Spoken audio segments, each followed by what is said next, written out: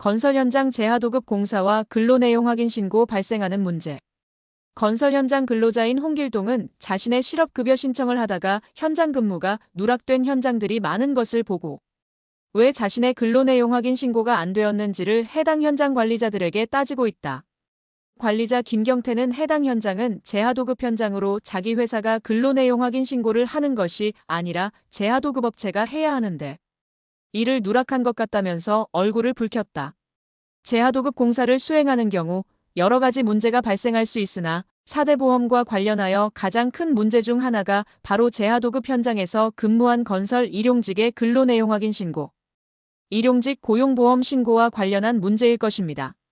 원칙적으로 일용 근로자의 경우 현장으로 근로 내용 확인 신고를 하여 현장별로 관리함이 원칙일 뿐 아니라 업무 중 불의의 사고로 산업재해를 당할 경우 산재 발생, 사실 여부 및 현장 조사를 위해서도 현장별 근로 내용 확인 신고가 이루어져야 합니다. 첫째, 재하도급인이 하수급인 관리번호를 발급받아 근로 내용 확인 신고하는 방법이 있습니다. 둘째, 원도급사 혹은 하도급사에서 재하도급사의 일용직 신고를 직접 수행하는 방법이 있습니다. 이는 재하도급사의 하수급인 관리번호를 부여받는 대신 재하수급인이 고용한 일용직 내역을 하수급인이나 원수급인에게 전달하여 원도급인이나 하수급인의 현장에서 근무한 일용직처럼 신고하는 방법입니다. 마지막 방법은 재하도급 건설 사업장 본사로 현장 일용직의 근로 내용 확인 신고를 진행하는 방법입니다. 현실적으로 가장 많은 업체에서 사용하고 있는 방법이기도 합니다. 다만 산재가 발생할 경우 산재 처리를 위해서는 원도급사 등을 통해 현장으로 다시 신고를 해야 할 수도 있습니다.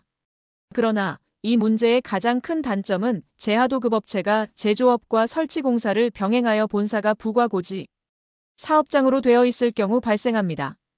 본사가 부과 고지 사업장일 경우 일용직 근로 내용 확인 신고를 하게 되면 일용직에 대한 고용산재보험료가 본사로 매월 부과되고 이 보험료를 납부하여야 합니다. 하도급에 해당할 경우 보험료 납부 의무가 없음에도 이러한 문제가 생길 수 있습니다. 이러한 경우에는 공단의 원도급사에 속한 하도급 공사임을 입증할 수 있는 여러 입증 서류를 제출하여 보험료 납부 의무를 면제받을 수밖에 없습니다.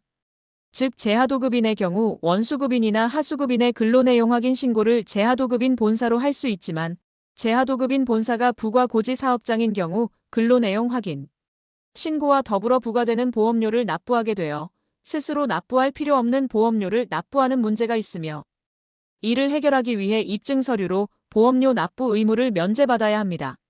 어떤 경우든 재하도급이 있는 경우에도 근로 내용 확인 신고는 이행되어야 합니다. 원도급, 하도급에서 재하도급까지 이뤄지는 경우 4대 보험 신고는 딱히 규정된 바가 없어서 실무상 문제가 됩니다. 누가 신고하든 해야 하는 건데요. 일단 건강연금 신고는 인건비처리업체에서 하면 되고 고용산재보험료는 보험료 인수약정이 없다면 원도급, 있다면 하도급 업체가 하면 됩니다. 재하도급 업체까지 보험료 인수약정이 있다면 하겠으나 실무상 발생되는 일은 드뭅니다. 문제는 근로 내용 확인 신고인데 하수급인 관리번호에 의해 하도급 업체가 하게 되는 것이 일반적입니다. 그런데 하도급 업체가 재하도급 업체에게 일을 떠넘기는 경우인데 재하도급 업체가 신고를 안 한다면 거래상 문제가 생기겠지요. 신고를 한다면 대부분의 재하도급 업체는 원하도급 업체에게서 받은 하수급인 관리번호를 원도급 업체의 게시번호 현장에 대한 근로 내용 확인 신고를 하게 됩니다.